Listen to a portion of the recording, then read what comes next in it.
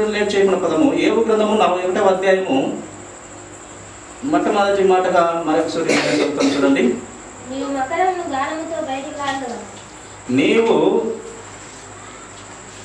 మకరమును గాలముతో బయటికి లాగగలవా? ఒక ఏబుతో మాట్లాడుతున్నాడు ప్రియులారా.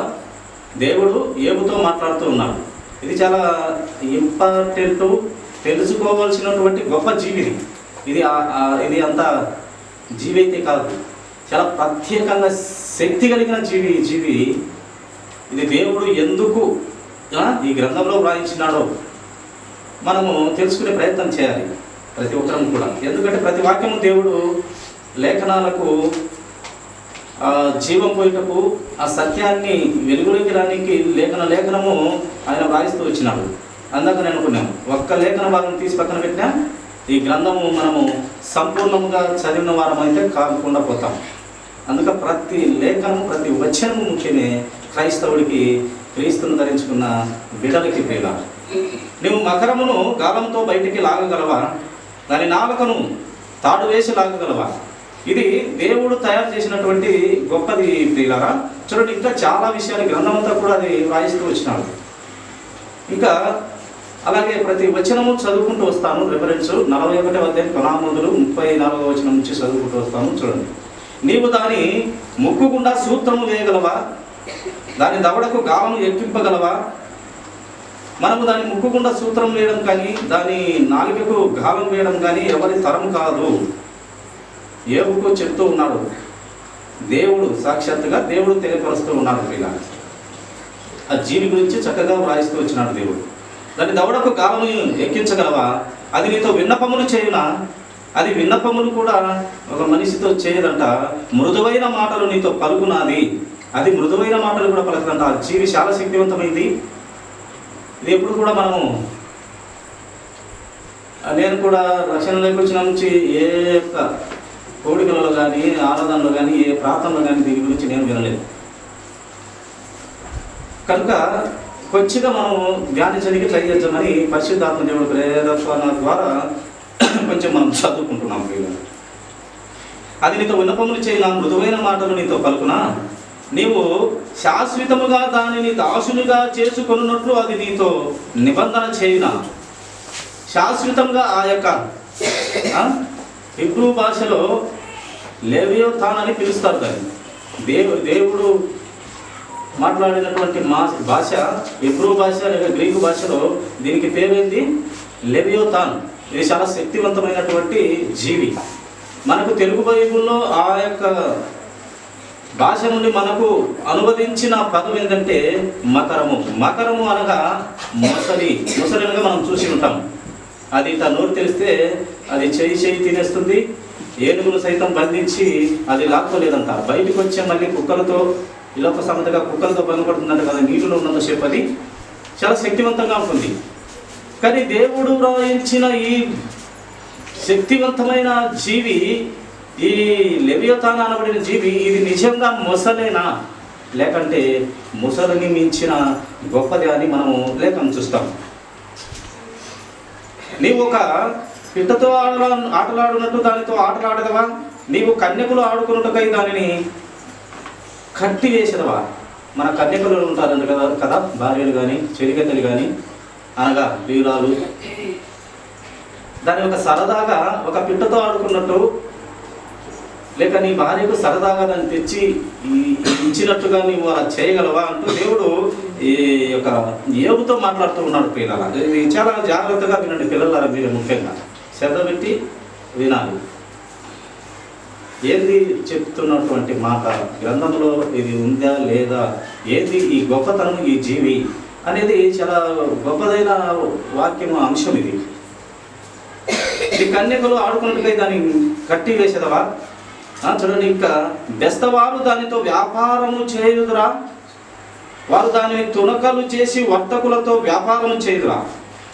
తునకలు చేసి లేక ఆ యొక్క జీవిని వ్యాపారం చేయలేరంట ఒక బెస్తవాడు. అది సముద్రంలో ఉంటుంది. అలాగే అది తునకలు చేసి ఆ కొనుక్కొను వారితో నీవు వ్యాపారం చేయగలవా?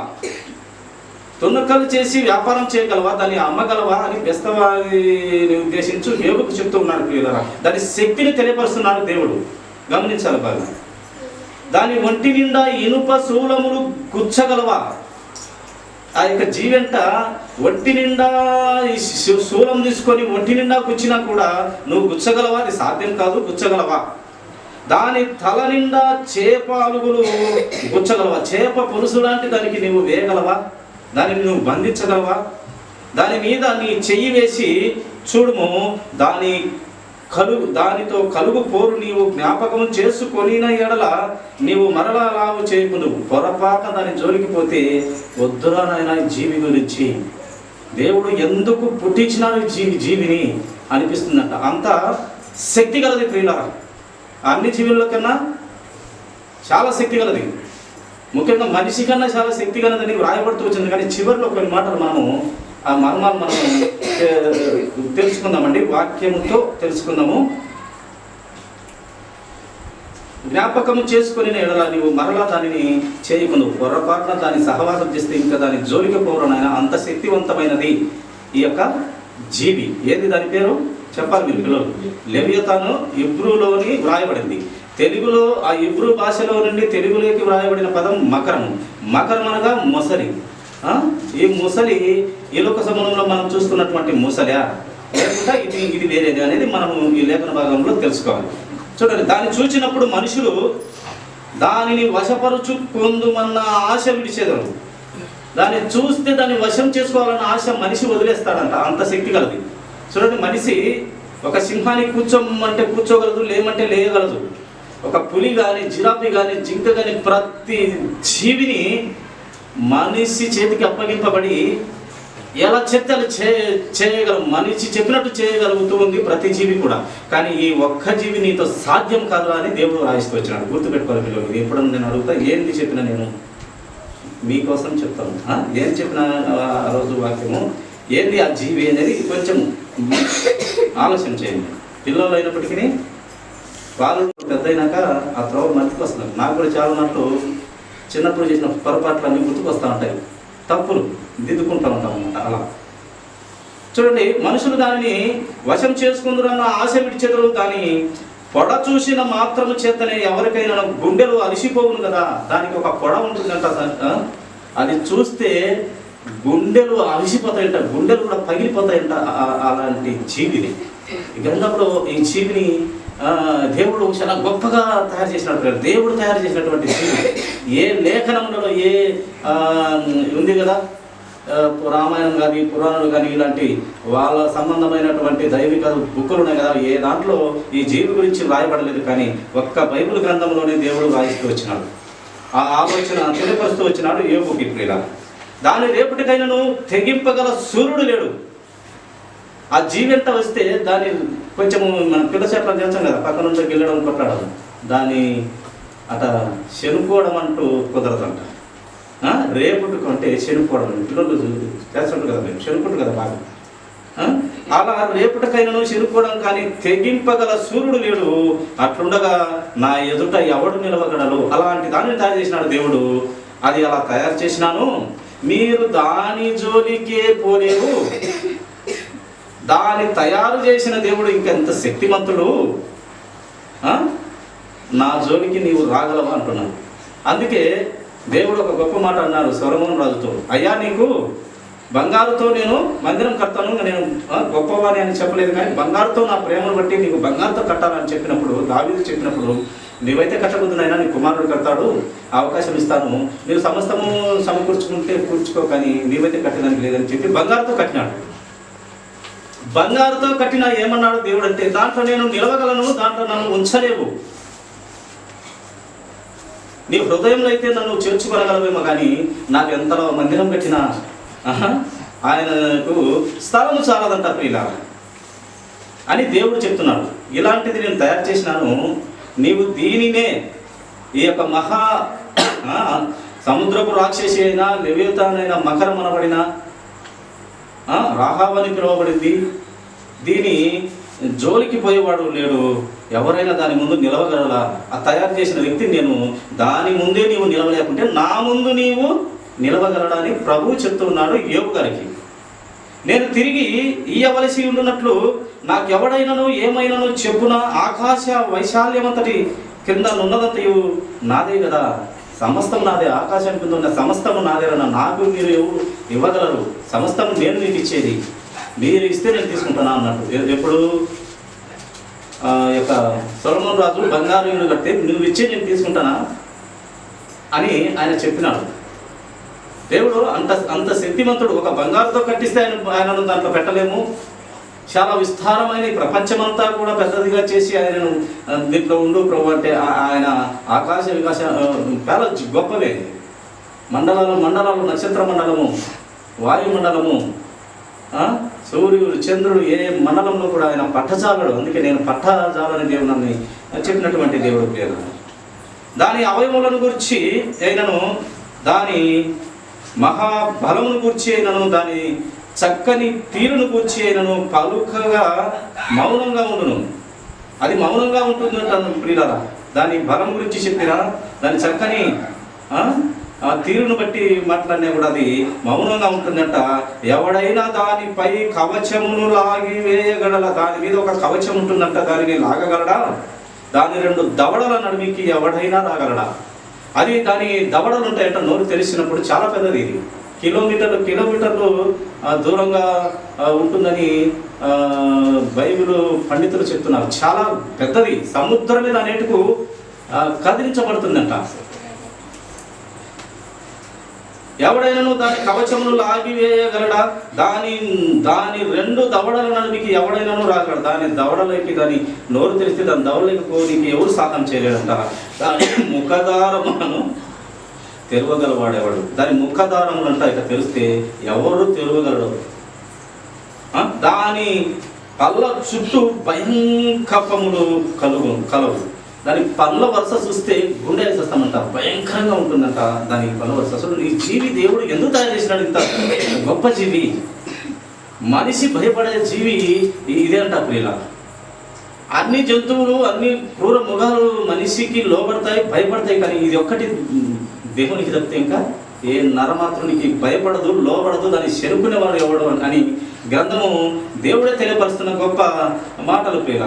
దాని గట్టి పొలుసులు దానికి అతిశయాస్పదంగా ఎవరునూ తీయలేని ముద్ర చేత అవి సంతన చేయబడి ఉంటాయి. దాని పొలుసు ఉంటుందంట దానికి. అది చాలా గట్టిగా అమర్చబడి ఉంటుందంట.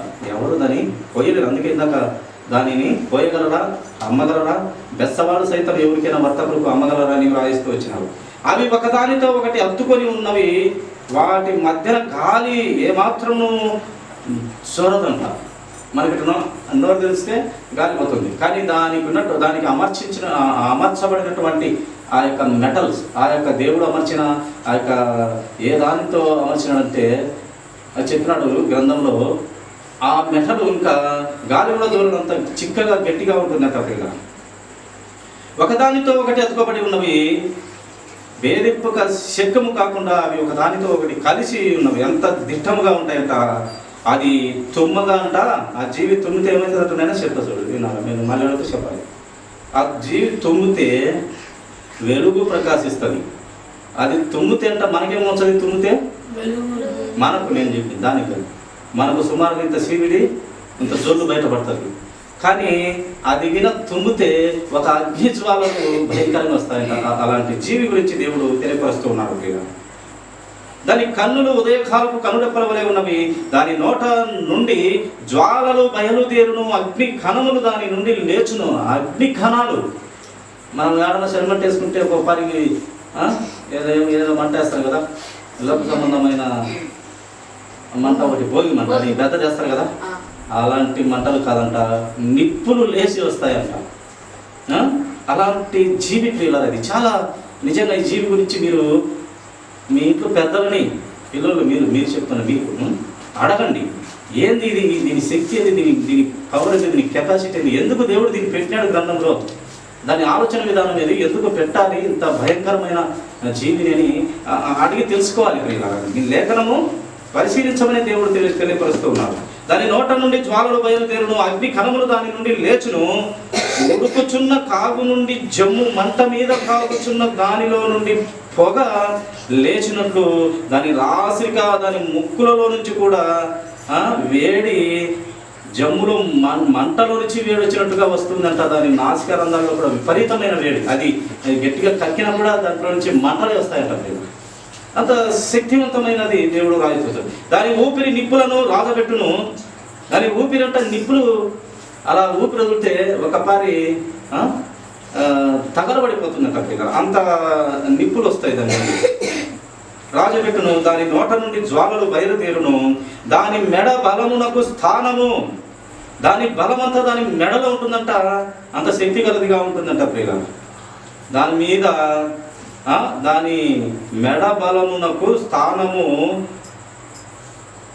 భయము దాని ఎదుట తాండవమాడుచుండును.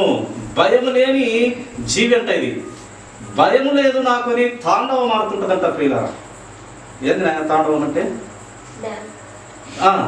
ఒక రకమైనటువంటి అది తాండవముగా. దావీదు దేవుని పలకలు మనసం తెచ్చేటప్పుడు ఒక తాండవంగా చేసినాడు ఆయన. నా ఇంటికి దేవుని వాక్యం వస్తుందని ఒక సంతోషకరమైన తాండవం చేసింది. కానీ ఇది కూడా దాని బలమును బట్టి భయం లేనిదంట. ఈ జీవి తాండవం ఆడుతుందంట. చూడండి, దాని ప్రక్కల మీద మాంసము దళముగా ఉన్నది. అది దాని ఒంటిని గట్టిగా అంటుకొని ఉన్నది, అది ఊడి రాదు. ఆ జీవి చూడండి, మీరు బాగా తెలిసిన వాళ్ళని పట్టుకొని అడగాలి పిల్లలు. దాని శరీరం అంట గట్టిగా అంటూ ఉన్నదంట, అది ఊడి రాదంట పిల్లలు. అందుకే ఈ వెచ్చవారు చేపలు పట్టే వాళ్ళు దానిని అమ్మగలరా, ఎవరికైనా వర్తకులకు కోసి అమ్మగలరా అన్నారు. ఎందుకంటే అంత గట్టిది, ఇది చాలా మెటల్, చాలా గట్టితో చేసినాడు దేవుడు. దాని గుండె చూడండి, ఆ జీవి గుండె రాతి వలె గట్టిగా ఉన్నది. అది తిరుగటి క్రింద దిన్నంత కఠినము. ఆ కాలంలో తిరుగటి రాళ్ళని పెద్దవి ఉంటాయంట. అవి 5-6 మంది పెట్టి లేక బలమైన జంతువుల చేత తిప్పుతూ ఉంటారు. అంతకంటే గొప్పది అది. దాని గుండె రాతి కన్నా గట్టిగా ఉంటుందంట. దాని గుండె, మన గుండె ఒక చిన్న శూలం చెప్తే చచ్చిపోతాం. ఎన్ని శూలాలతో దాన్ని నువ్వు బంధించగలవని మొదటి మాటలో మనం విన్నాం. అది లేచినప్పుడు బలిష్ఠులు భయపడుదురు. అది కానీ ఒక్క పారి సముద్రంలో కానీ ఎక్కడైనా కానీ లేస్తే బలము గల వీరులు సూర్యులంతా భయముతో పరిగెడతారంట. అధిక భయము చేత వారు మైమరతుడు, కోమాలకు కూడా వెళ్ళిపోవచ్చు, మైమరిచిపోతారంట దాని బలము చూస్తే. ఇది మీరు శ్రద్ధ పెట్టాలి. ప్రతి ఒక్కరు కూడా శ్రద్ధ పెట్టడం అంటే పెద్దవాళ్ళ దగ్గర నేర్చుకోవాలి. ఏంది ఇది నాకు కరెక్ట్ చెప్పానని మీరు తెలుసుకోవాలి. దాని చంపుటకై ఒకడు ఖడ్గము దూయుట వ్యర్థమే. దాన్ని చంపాలని ఒకడు ఖడ్గం చేస్తే అది వ్యర్థమేనా? ఈటి వలనైనను భావం వలనైనను పంట పొలంనైనను అక్కరకు రావు. దాని చంపనికి ఏది అక్కరకు రాదు నాయన. అది ఎంత ఎలా ఉందంట చూడండి. మరొక మాట, అది ఇనుమును గడ్డిపోచగా విసిరేస్తుందంట. పెద్ద ఇనుములు తెచ్చి దాని మీద వేసిన గడ్డి, ఎండిపోయిన గడ్డిని తీసినట్టు తీసేస్తుందంట. అంత బలం కలిగి ఈ జీవి ప్రియుల. ఇది చాలా మరి ఇంట్రెస్ట్ అయినటువంటి టాపిక్ బైబిల్ గ్రంథంలో. ఎందుకు ఇంత బలం దాన్ని, ఇంత శక్తివంతమైన దాన్ని దేవుడు తయారు చేసినాడు అనేది మన ఆన్సర్. దానికి కొంచెం చివరిలో ఒక దేవుని గ్రంథం నుండి మనం చూస్తాము. ఇది ఇనుమును గడ్డి పోచగాను, ఇత్తడి ఉంది కదా, ఇత్తడి తెలుసునా మీకు? ఇత్తడి బిందె, ఇత్తడి తెలుసు కదా. అది ఇనుమైతే గడ్డిపచ్చగా ఉంది. ఇత్తడిని పుచ్చిపోయిన కర్రగా ఎంచునంట. అది ఆ జీవంట ఎలా చేస్తుందంట, ఒక ఇత్తడి ఉంటుంది కదా, ఇత్తడి బిందె అనుకో, లేక ఇత్తడి ఒక కర్ర అనుకో, అది దాని దృష్టిలో కంట ఒక పుచ్చిపోయిన కర్ర అంట. అది ఇంతలా ఉంది, ఎంతలా ఉంది, ఒక పుచ్చిపోయిన కర్రగా అది అనుకోలేదు. దేవుడు చూడు ఎందుకు తయారు చేసినాడు, మనం దాన్ని కంపెనీగా చూస్తాం. అది పుచ్చిపోయిన ఇత్తడి అంట, ఈ పుచ్చిపోయిన కర్ర అనుకుంటుందంట ప్రియుల. అంత బలం కలిగిన జీవి. బాణము దానిని పారదోల జాలదు, వడిసెల రాళ్ళు దాని దృష్టికి చెత్తవలే ఉన్నాయి. దావీదు వడిసెల రాళ్ళతో ఆ మహా బలసూరుని కొట్టాడు కదా, దీన్ని కొడితే దావీదుకు లోపడదు, సొలొమోనుకు లోపడదు, మహా పెద్ద పెద్ద భక్తులకు సంసోనుకు కూడా లోపడదు. అంతకి యుద్ధం యెహోవాది అన్నా కూడా ఇంకా ఇది లోపడదు. అలాంటి జీవిది. బాణము దానిని పారదోయగలదు, ఒడిసెల రాళ్ళు దాని దృష్టికి చెత్తవలే ఉన్నవి. దుడ్డు కర్రలు గడ్డి పరకలు, కర్రలు తీసుకొని మోగమంటే గడ్డి పరకలు మాదిరి తీసేట ఇస్త్రేస్తారు. గట్టి పరకలు గాయించబడను, అది వడిగా పోవచ్చుండు. ఈటను చూచి నవ్వుతుంటుంది. పెద్ద పెద్ద ఈటలు వచ్చే అది నవ్వుతుంది. ఏమిరా మూర్ఖపు మానవా, నువ్వు ఎన్ని ఈటలు వేస్తే నేను చస్తాను అని నవ్వుతుందంట ప్రియుడు. ఈ మూర్ఖ మానవుని దాని పట్టజాలని దేవుడే వ్రాయిస్తూ వచ్చినాడు. దాని క్రింది భాగంలో కరుకైన చిల్ల పెంకు వలె ఉన్నవి. కరుకుగా ఉంటుందంట జీవి. అది బురద మీద నురిపిడి కొయ్య వంటి తన దేహమును పరుచుకుని బురదలో పడుకుంటుందంట. ఎక్కువ ఇష్టపడుతుందంట బురదలో పడుకోనికి. అది లేస్తే ఇంకెవడు దాన్ని పట్టుకొని చాలడు. దాన్ని చూస్తే గుండెలు చెదిరిపోతాయి, అదిరిపోతారంట.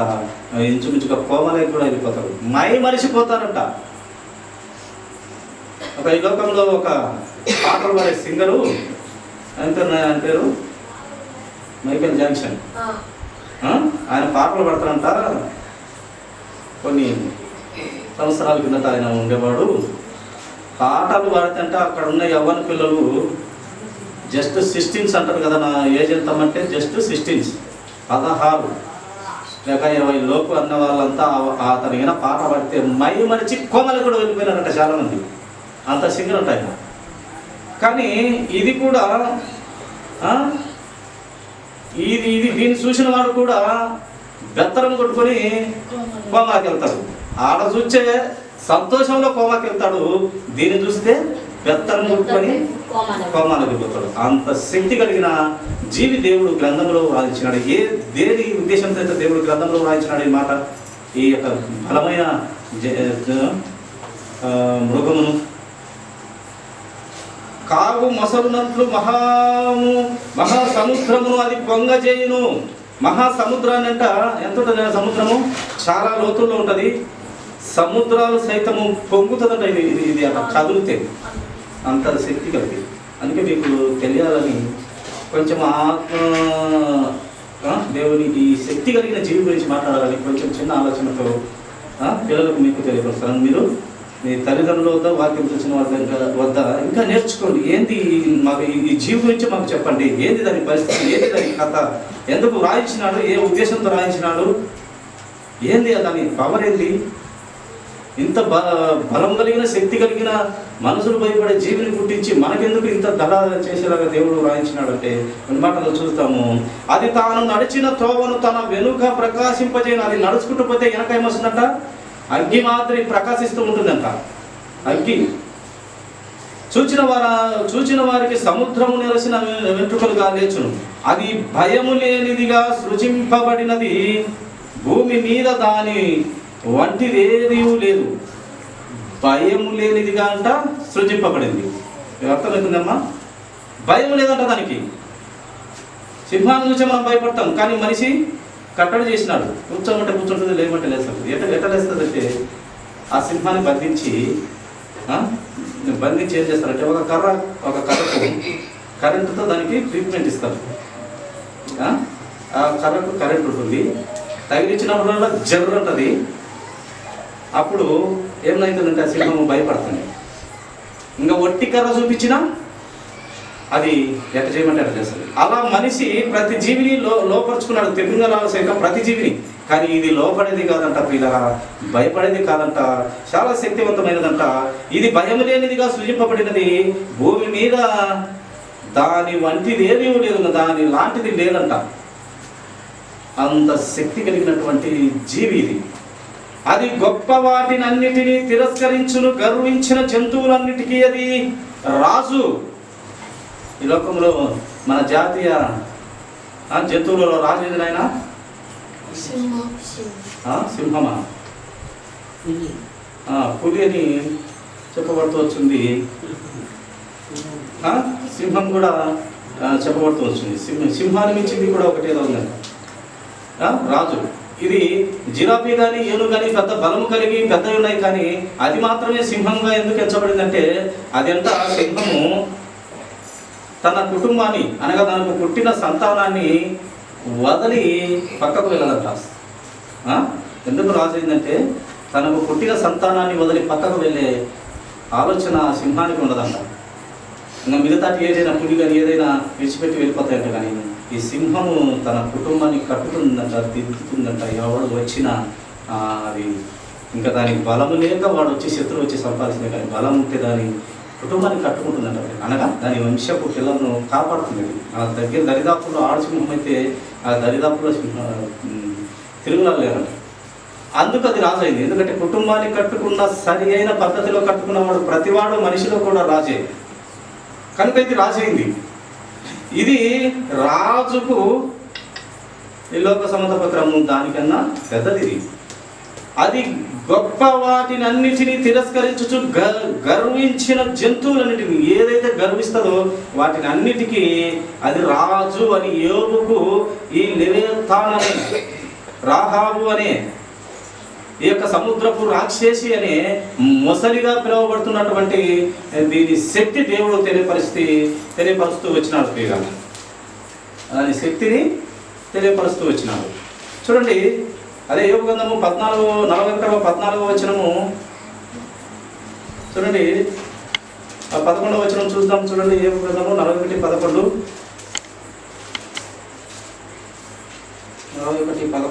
చదివినట్లయితే మంచిది. ఒకసారి నేను తిరిగి ఇవ్వవలసి ఉండినట్లు నాకెవడైనాను ఏమైనాను ఇచ్చానా? ఆకాశ వైశాల్యం అంతటి మీద నా క్రింద ఉన్నదంతయు నాదే కదా. ఇక్కడ ప్రభు చెప్తున్నాడు, ఇంకా అంతా కూడా నాదే కదా. అలాగే 10వ వచనం కూడా చూడండి, దాని రేపటికైనా తెగింపగలవ సూర్యుడు లేడు, అట్లుండగా నా ఎదుట నిలవగలవారు ఎవడు? దానిని తయారు చేసింది ఎవరమ్మా? దేవుడు.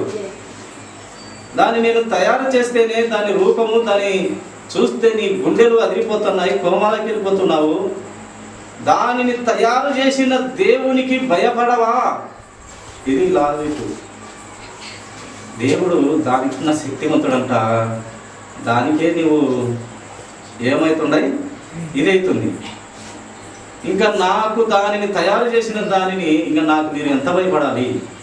అందుకు దేవుడి శక్తి చాలా గొప్పది. ఆయన మహిమగల దేవుడు, శక్తివంతుడు. ఆయన ఏది నోట పలికితే అది జరుగుతుంది.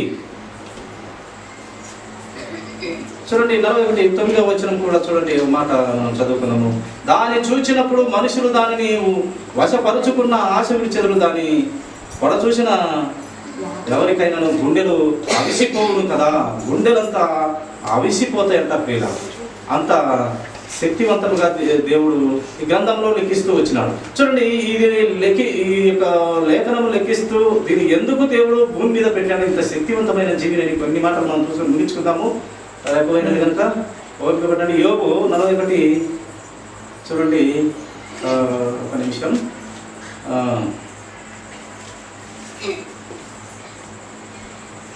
కీర్తనల గ్రంథం చూడండి, 74, 14, 13 ఒక మాట చదివినట్టయితే మంచిదమ్మా. 74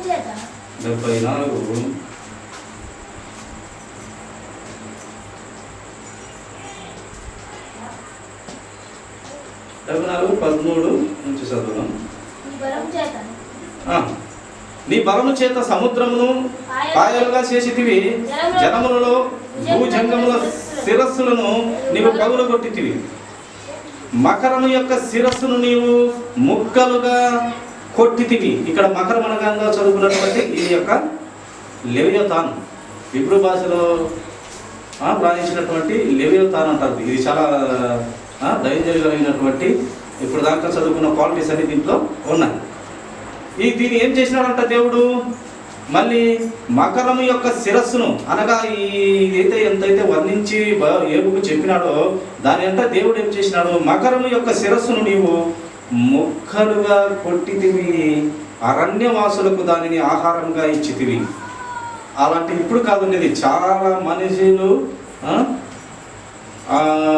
లేనప్పుడే అవి ఉన్నాయంట ప్రియుల. అంత శక్తివంతమైనది దేవుడు తయారు చేస్తూ యోబుకు చెప్తున్నాడు తన గొప్పతనముల గురించి. ఆయన తయారు చేసిన ఒక గొప్పదైన శక్తి కలిగిన ఈ యొక్క క్రూర ముఖము, ఈ యొక్క సముద్రపు రాక్షసి, ఈ రాహాబు అనే యొక్క మకరము ఇలాంటిదంట ప్రియులు. కానీ ఇది మనకు అనుకున్నట్టుగా మన తెలుగు భాషలో రాసినటువంటి మకరం అయితే కాదు. ఈ మకరం ఇప్పుడు ఎంత పెద్దదైనా అంతలా ఉంటుంది. ఎంత పెద్దదైనా ఏమని సముద్రాన్ని కదిలింపలేవు. ఒక టన్నులు ముసలు వేసినా కూడా దాంట్లో సముద్రాన్ని కదిలేదు. కానీ ఇది ఈ మకరము సముద్రాన్ని కదిలిస్తుంది. ఇది ఆ మకరముగా మన తెలుగులో భాష కరెక్ట్గా తెలియక మకరముగా లేక మొసలిగా వ్రాయించినారంతే. ఒరిజినల్ ఇది ముసలి కాదు, అంతకు మించి, ఏదో సినిమాలు అన్నట్టు అంతకు మించి. మకరం యొక్క శిరస్సును నీవు మొక్కలుగా కొట్టితే కదా. ఇప్పుడు ఇక్కడ దేవుడు తెలియపరుస్తున్నాడు, దాన్ని మొక్కలుగా చేసినాడు అంట దేవుడు. ఎందు నిమిత్తం చేసినాడో, ఎందు నిమిత్తం మళ్ళీ ఆయన చెప్తున్నాడో చూడండి. అరణ్యవాసులకు దానికి ఆహారం పెంచితివి, అలా దేవుడు దానిని ముక్కలుగా చేసి ఉన్నాడు ప్రియుగా. అలాగే 104, 25, 26 వచనం చదువుమా. 104 కీర్తనలు ముగించుకుందాం, అయిపోయింది. 104, 25వ వచనము.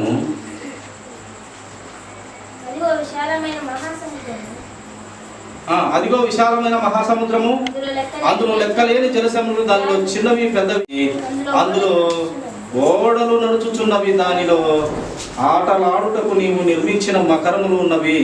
ఓడలు అప్పుడు తిరుగుతున్నాయంట, కానీ దేవుడు మకరములను అనగా ఈ గొప్పదైన మకరమును దేవుడు సముద్రాలలో పెట్టాడంట. కానీ అవైతే ఆ యొక్క గొప్పదైన శక్తివంతమైన ఈ మకరాలు, ముసలుగా పిలువబడుతున్న మకరాలు, ఈ లెవియథాన్ అనేది ఎవరికి హాని అయితే చేయలేదు. దాని శక్తిని దేవుడు అంత శక్తి కలదని వివరిస్తూ వచ్చినాడు. ఎవరికి హాని చేసినట్టుగా గ్రంథంలో దేవుడు రాయడు, కానీ దాన్ని పొడిచి చంపివేసినాడని దేవుడు కూడా వ్రాయించినాడు. ఇప్పుడు ఎన్నో ఈ యొక్క పడవలు, స్టీమర్లు తిరుగుతున్నాయి. అది ఉంటే అది ఒక్క పారి ఏంటంటే సముద్రం అంతా అది ఉప్పొంగ చేయనంట. అవి ఉంటే ఇప్పుడు పడవలు కానీ చిన్న చిన్నవి తిరుగుతాయా? ధైర్యం చేసి బెస్తవాళ్ళు సముద్రం దగ్గరికి పోగలరా? ఉన్నా కూడా దేవుడు వాటిని బంధించినట్టుగా ఉండాలి.